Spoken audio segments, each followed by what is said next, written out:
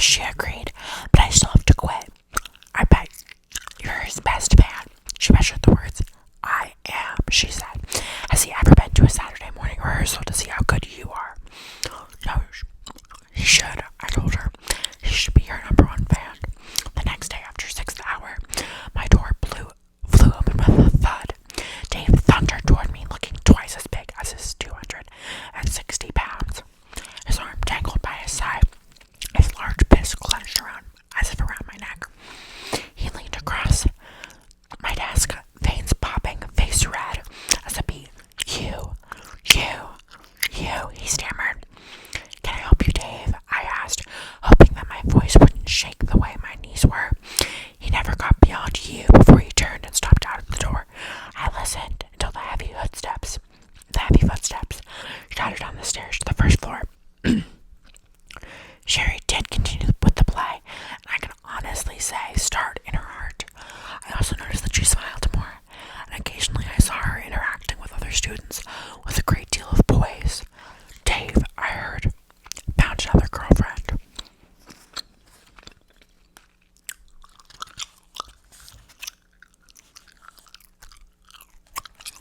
And then there's this cute little cartoon. And it reads, we've been spending too much time together. I think it's time we started hating other people. Which is kind of funny. So, that was about relationships. I really like this book. I got introduced to it at church camp. Because they're not,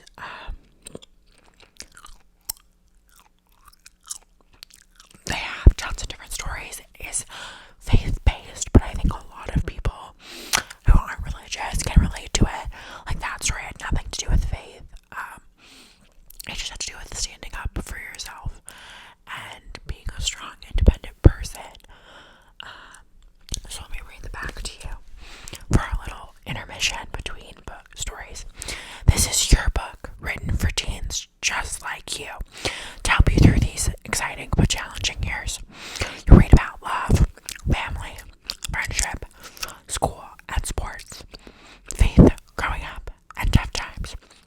These stories will make you laugh and make you cry.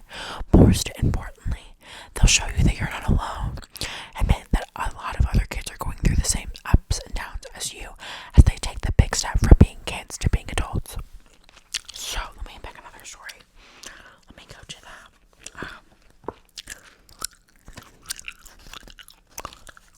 Let's see what all of them about. A relationship is on family.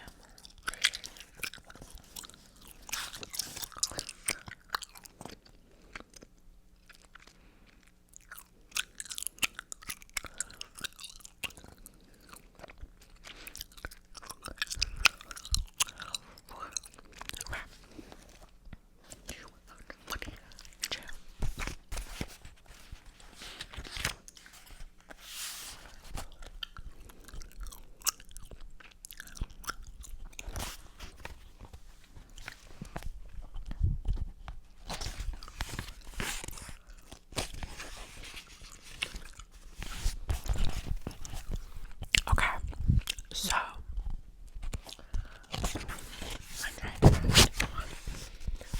this one's more of a boa. Making Sarah cry. He stood among his friends from school. He joined his childhood games, laughing as they played kickball, and when they called poor Sarah names. Sarah was unlike the rest. She was slow and not as smart, and it would seem to all his friends she was born without a heart. So he would gladly join their fun of making Sarah cry. But somewhere deep within his heart, he never knew just why. For he could hear his mother's voice, her lessons of right and wrong, playing over and over inside his head, just like a favorite song. Treat others with respect, son, the way you'd want them treating you. And remember, when you hurt others, someday someone might hurt you.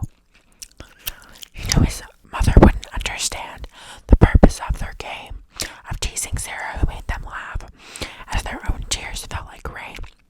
Her own tears felt like rain. The funny faces way she'd stomp her feet, whenever they mocked the way she walked, or the stutter when she'd speak.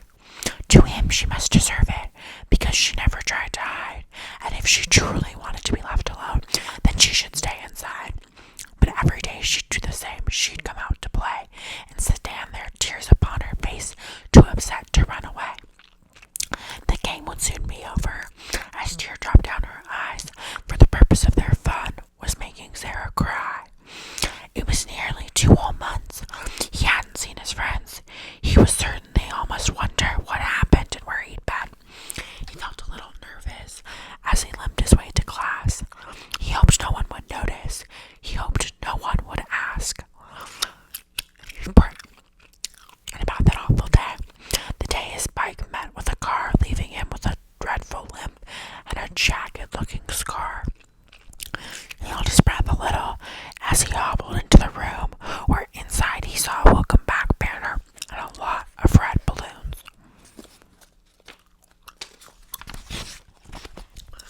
He felt a smile come across his face. His friends all smiled too. He couldn't wait to play outside, his favorite thing to do.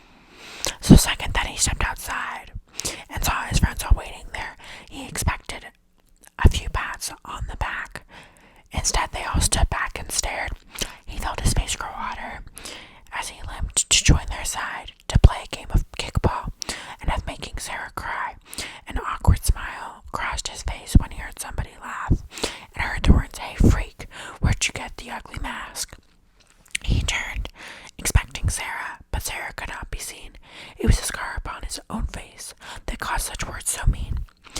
He joined in their crying laughter, trying hard to not give in to the awful urge inside to cry, or the quivering of his chin. They are only teasing, he made himself believe. They are still my friends. They'd never think of hurting me. But the cruel remarks continued about the scar and then his limp, and he knew if he'd shed a single tear, they'd label him a wimp. So the hurtful words went on, and in his heart he wondered why, but he knew without a doubt the game would never end until they made him cry. And just when a tear had formed, he heard a voice speak out from behind. "Leave him alone, you bullies, because he's a friend of mine." He turned to see poor Sarah, determination on her face, sticking up for one of her own tormentors, unwilling to take his place. And when his friends did just that, tried their best to make poor Sarah cry, this time he didn't join in, and at last exactly understood why. Treat others with respect, son, the way you'd want them treating you. And remember, when you hurt others, someday someone might hurt you. It took a lot of courage, but he knew he must be strong, for at last he saw the difference between what's right and what's wrong. And Sarah didn't seem so weird through his now understanding eyes. Now he knew he'd never play again the game of making Sarah cry. It took several days of teasing and razzing from his friends, but when they saw his strength, they chose to be like him. Now out on the playground, a group of friends meet every day in a game of kickball and laughter, and teaching their new friend Sarah how to play. So, I just like it. I feel like it's kind of a good, gives you a good little story. But I'm probably going to end up getting the chicken soup for this whole, like the original, just because I've kind of outgrown this one a little bit. I still think it's very good. I think it teaches good lessons, and that it's really